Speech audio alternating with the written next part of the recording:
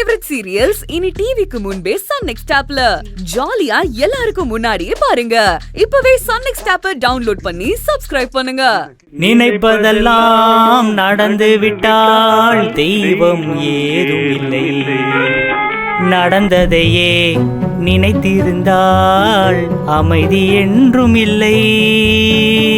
நினைப்பதெல்லாம் நடந்து விட்டால் தெய்வம் ஏதும் இல்லை, நடந்ததையே நினைத்திருந்தால் அமைதி என்றும் இல்லை. முடிந்த கதை தொடர்வதில்லை இறைவன் ஏட்டினிலே. மாமா, என்ன மாதிரி பாட்டு பாருங்க. இப்பெல்லாம் இந்த மாதிரி வரிகள் எழுததான் ஆட்களே இல்லை.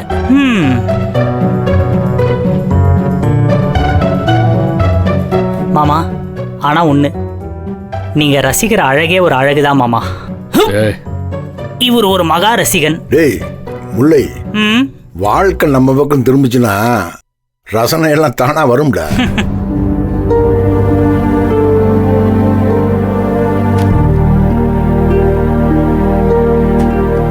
மாமா, அம்மாச்சி தூங்கிட்டாங்க. நல்லதுமா.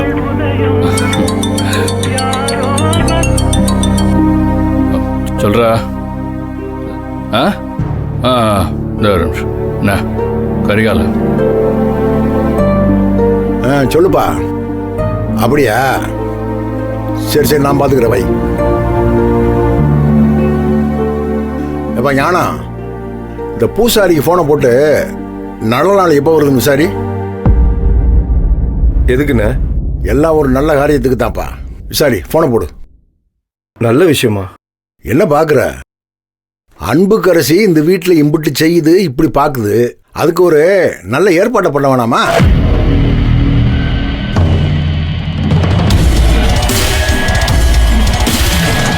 ஐயோ மாமா, அவசரப்படாதீங்க. அன்புக்கு தர்ஷன் கூட கல்யாணம் பண்ண முடியல, அதனால அறிவுக்கரசி ஜெயிலேருந்து வந்தா எங்க பழி வாங்கிறவளோன்ற எண்ணத்துல ஒரு பிக்காளி பையனை பிடிச்சி அவளுக்கு கல்யாணம் பண்ணி வச்சிடாதீங்க மாமா. அன்பு ஒரு குழந்தை மாதிரி. டேய் வாய மூடுற, எனக்கு தெரியாத? அன்புக்கரசி வாழ்க்கை ஏற்கனவே முடிவாயிருச்சு.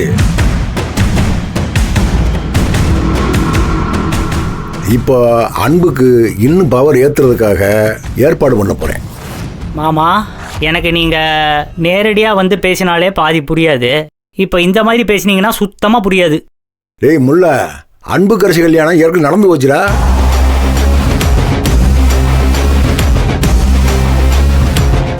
இப்ப அதை ஊர்ஜிதப்படுத்த ஏற்பாடு பண்ண போறேன்.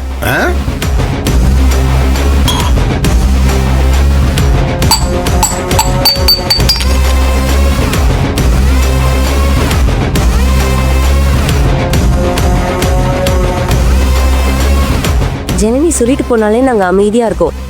அதுக்காண்டி நீங்க பேசுறது கேட்டுட்டு அப்படியே இருக்க முடியாது. என்ன அன்புக்கரசி கல்யாணாச்சு? எப்ப கல்யாணாச்சு அவளுக்கு?